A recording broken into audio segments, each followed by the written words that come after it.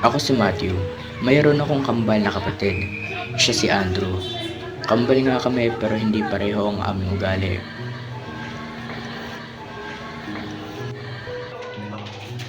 Hindi sa pagmamayabang pero mas mabait akong tao kaysa sa kanya. Ngunit sa kabila nito, lapitin pa rin ako ng mga gulo lalong lalo na sa loob ng paaralan.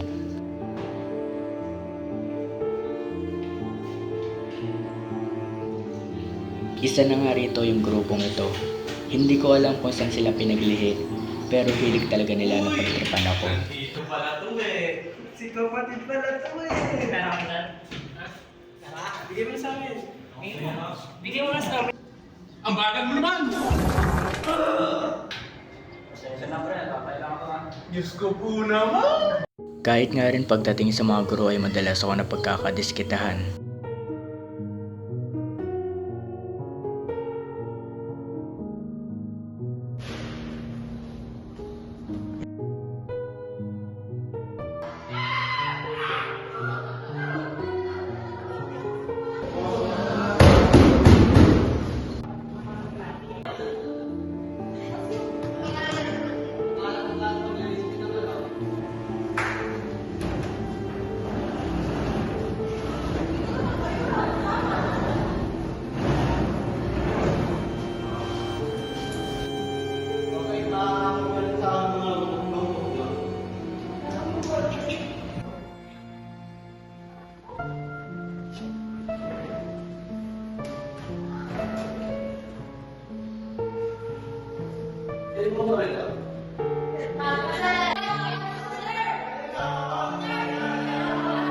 Sir Matthew, bakit po yung binang sa akin? Sir, hindi po ko yun, sir. Magtasahin na lang ba? Sabi galing na sa'yo? Sir, hindi po ko yun. Ano hindi ikaw? Tinuro ka na nga eh. Sir, magtasahin ka pa.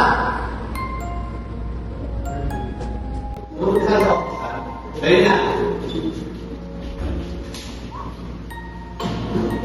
Miski na nga rin sa mga babae ay pumapangit ang imahe ko dahil sa mga aliparot na to.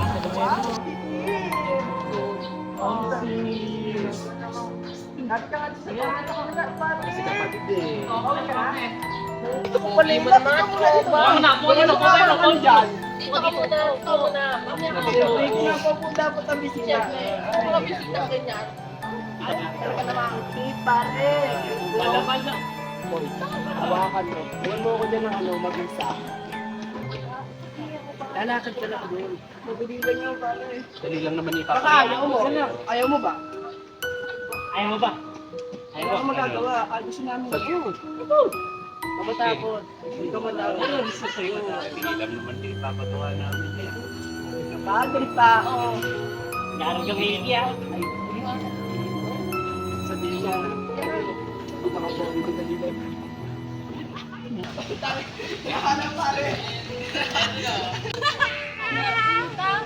Parang gagawin! Sino yan? Pogi! Anong sulat? Puta! Pakistop! Balik mo yan sa kanya! Balita. Nakakapit na kayo. Opo! Nakaposes na ano! Hanggang dumating sa punto na hindi na ako makapagpigil sa mga aliparot na to. Pero wala, sa huli, talo pa rin ako. Dati pa rin. Tama ba? Kayo ah. Kunin mo na ako. Bilisan mo na. Lahat tayo mga babae. Dito na, pre, kita mo yung tatamunan. Mabilis yan. Pagkailangan mo. Naman, titi. May problema mo ha? Teka, ano? Lalabang ka na? Huwag mo ginagawa yan! Hindi lang dadalhin namin na. Naman namin yan. Pare na. Alwa, sabi duwa na siya. Hoy! Ano yan? Hoy! Gusto niyo ba mag-isurin? Ha? Ano dito? Ito ang target. Ito ulit oh. Ano? Buhay pa ba to? Ano? Buhay ka pa ba? Buhay pa ba ito? Ay, sarang. Uy, mga maganda. Maganda yan na. Mahalin. Tayo. Buhay naman ito. Ano ha? Matapang ka. Matapang ka. Ano, pre? Tayo na ba agad? Ano ka ba ha? Doon ka na ano.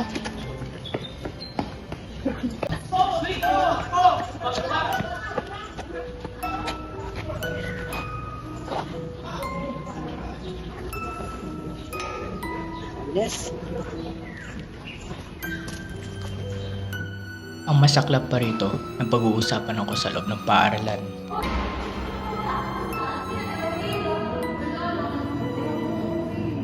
Alam mo ba, wala ka sa natin? Ano? Alam mo, di ba yung maraming binubuko? Nakita mo ba yung nasa Facebook?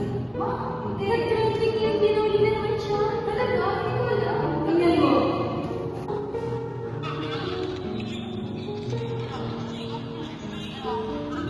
Di ba ako naman? Alam mo ba, yun yung nagbigay ng letter sa akin. Hanggang sa nalaman ng kambal ko ang mga nangyayari sa akin sa loob ng paaralan. Ngayon ka lang. Hindi na ka nakikita eh. Okay, darling. Last time na nakita ka nito sa akin. Last time basa ka. Bakit talaga problema? Kilala kita eh. Paano ba naman? Tapos nabubuli sa akin. Oh, gusto kayo? Binubuli daw siya eh. Ha? Anong bully? Hindi ko alam. Siya tanungin mo. Anong bully mo na narinig ko? Matthew, sabihin mo na kasi. Para malaman na din ako pa rin yun. Ano bang buhay nangyayari dyan? Ano kasi? Binubuli ako sa school. Ginagawa sa akin. Binubuli ko si CR. Sinusunto ako. So kapag pauwi na ako sa school. Alam ko na. Ano ko ang gagawin natin? Papadala tayo ng identity. Kasi nang ano. Huwag na. Umayag kayo ng kalib. Ano, gusto mo, lagi ka na binubuli araw-araw sa inyo? Sa school nyo? Hindi, kayo naman malalagot ko. Hindi ko inaasahan na yung trip na binabalak pala ng kambal ko. Trip to heaven pala.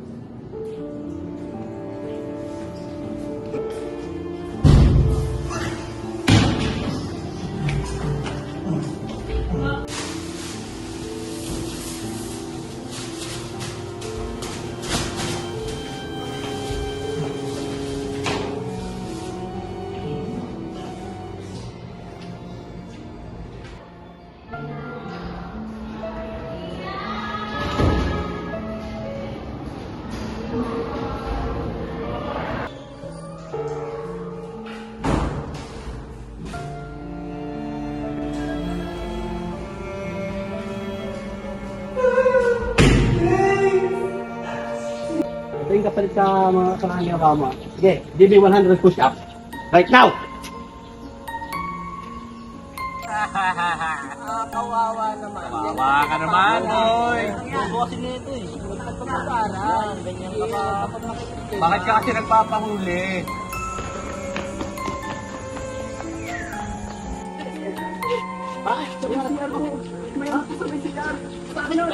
Bakit? Walang nangyari.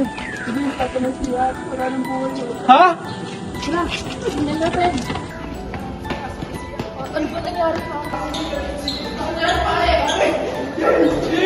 At hindi ko inaasahan na mapupunta ito sa pag-iimbestiga at sa media. Ako nga pala si Detective GR. So, ito yung kasama ko. Nag-iimbestiga na. Titingnan niyo kung ano yung nangyari. So, pwede ba makikita ng ibang detalye ko? Pasok ako, nagsisiyar na ako sa anak ko. Nagulat ako yung kaibigan ko pa nila tapos ang dami ng video. Yung wala pa sila yung bigla sa plastic. Nakasakit ako kasama ako si James Puyo. Pero hindi ko po yun, sir. So, anong oras nangyari? Anong oras mo siya nakita? Mga 8:30 po na umaga.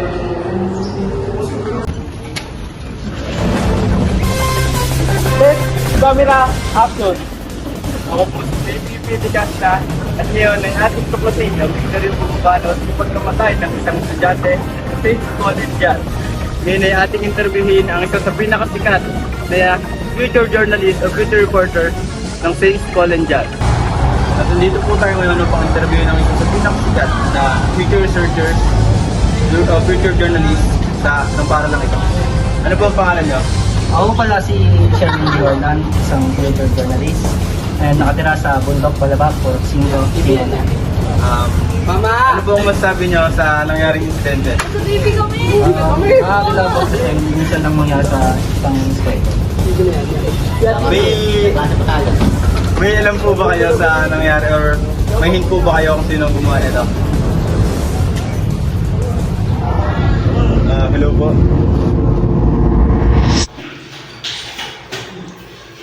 Uy! Nandito pala to eh. Ang bagal mo naman! Sa number yan, Hello po. Hello po. tawag lang. At dyan natatapos ang ating interview dito sa pinakasikat na video journalist ng St. College Yan. At muli ito po ang kastang-kastang balita. At ako po si Baby P. De Casta, nag-uulat 25 oras. Ang akala ko isang beses lang niya gagawin. Yung pala nagkakamali ako. Okay na? Pag mga natutunan pa, pwede na umalis. Okay, wala akong oras.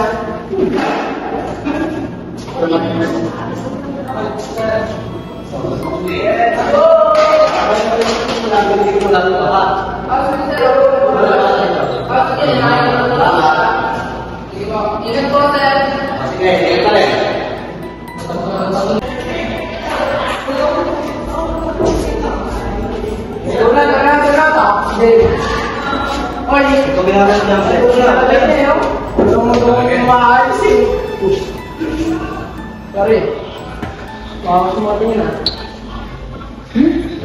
Apa mo pare?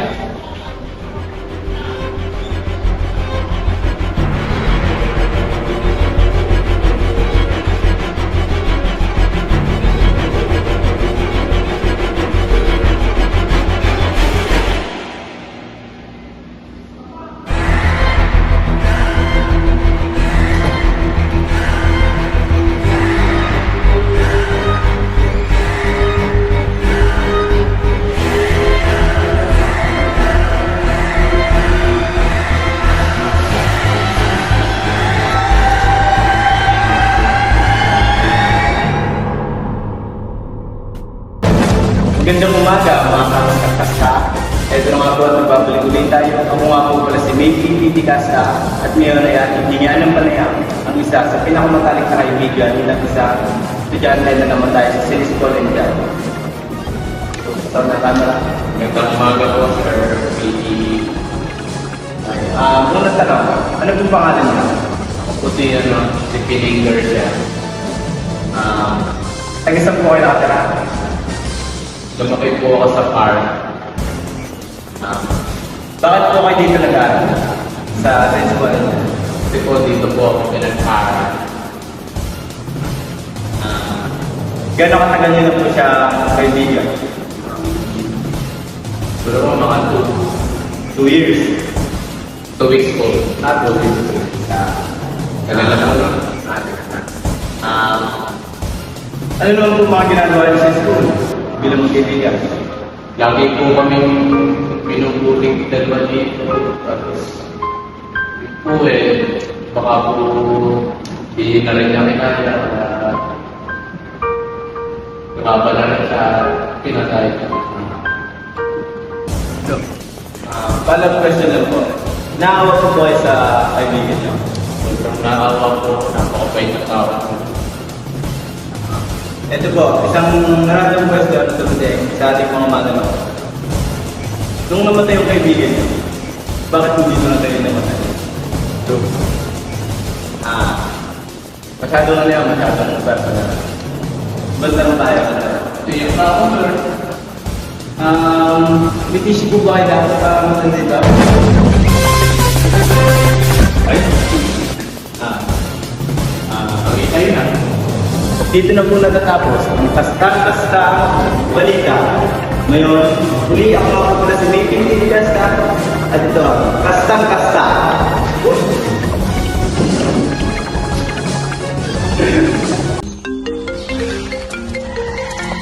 Bonnie, may tumatawag sa'yo.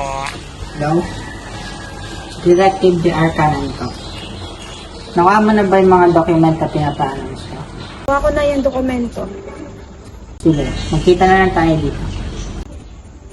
Sige, papunta na ako dyan.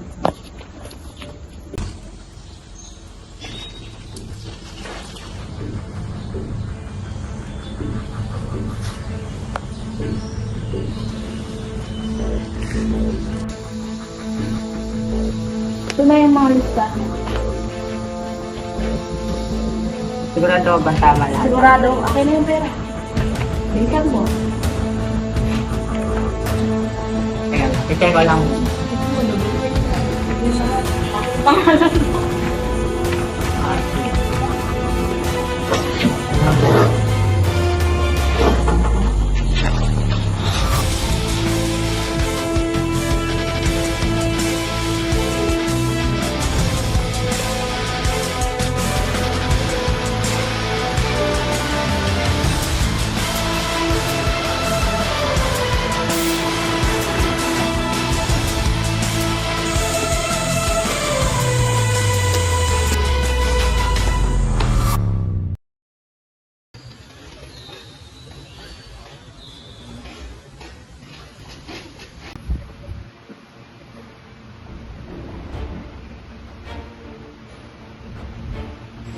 Ano nga ba gusto niyo?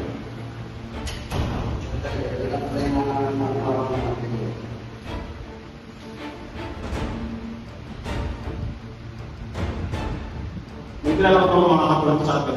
Paano mo rin sa mga kapsa? Meron po akong kilala ko na dalawang studio.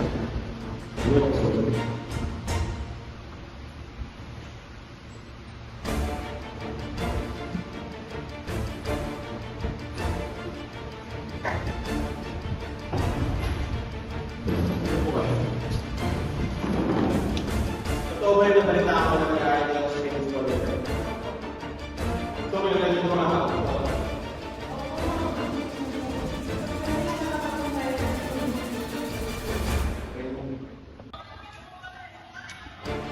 Hindi ba ako makakita?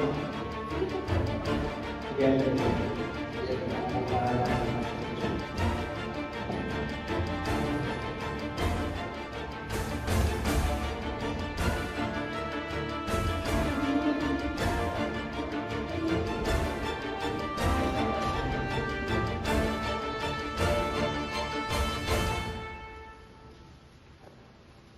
Ako po muli si May Pinti Kasta at nag-uulat dito sa paaralan ng Swiss Olympia.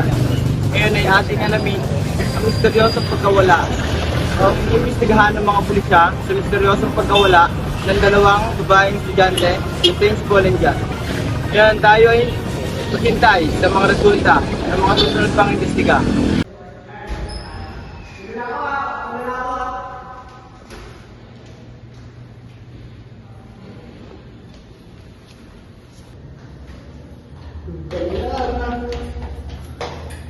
Good day na.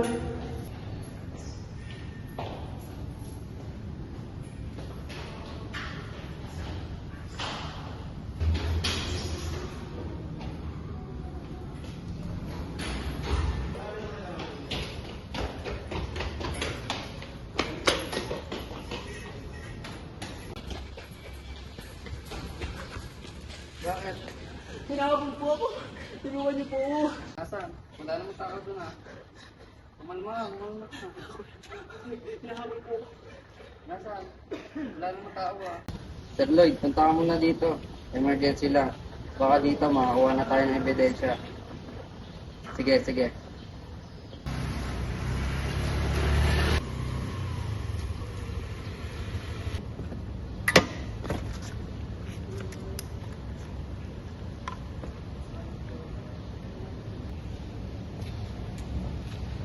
Sino ba yung nakitang bangkay dito sa school na to? Opo. Sige, tara sa office.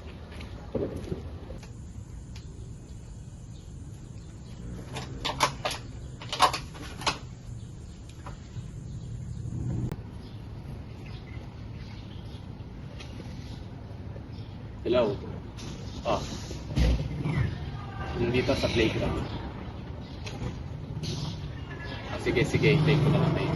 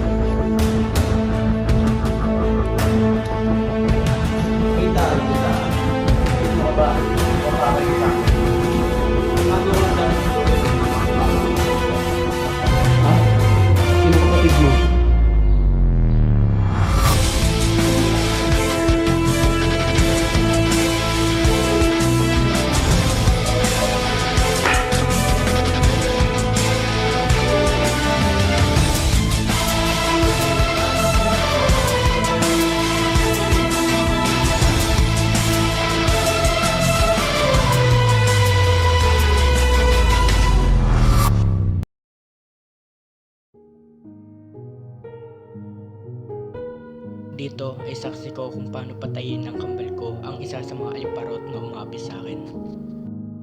Ngunit akala namin ay nakamit na namin ang hustisya laban sa pangapi sa akin.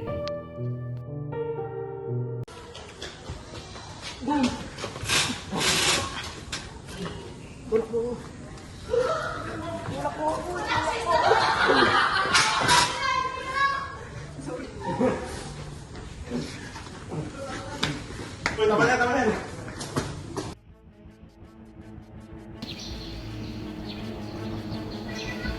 Detective Lloyd, ano? Nahuli mo na ba siya?